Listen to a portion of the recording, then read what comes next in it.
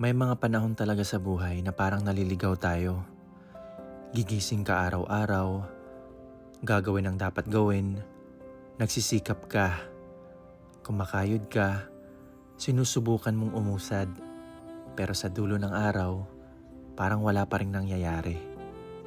Parang ang layo pa rin ng pangarap. Minsan mapapaisip ka, tama pa ba tong ginagawa ko? May patutunguhan ba lahat ng pagod ko? Bakit parang ang bilis umangat ng iba? Habang ako, nandito pa rin. Pero alam mo, normal lang na maramdaman yan. Hindi lahat ng progreso nakikita agad.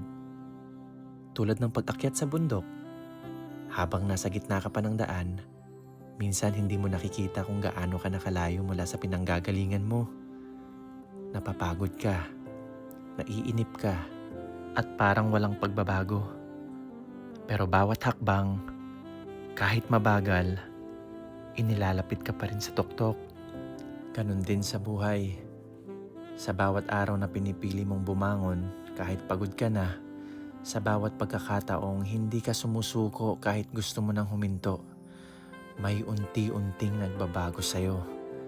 Nagiging mas matatag ang puso mo, mas malalim ang pag-unawa mo sa buhay, at mas handa ka para sa mga bagay na hindi mo pa nakikita ngayon. Hindi sayang ang mga araw na pakiramdam mo wala kang nararating. Dahil may mga laban sa buhay na tahimik ang progreso. Hindi agad nakikita, hindi agad nararamdaman, pero unti-unti ka palang hinuhubog ng bawat pagod, bawat paghihintay, at bawat araw na pinili mong magpatuloy. Kung nalilito ka man ngayon at pakiramdam mo walang nangyayari sa lahat ng pagod mo, huwag kang tumigil. Hindi dahil mabagal ang takbo mo ay wala ka nang pupuntahan.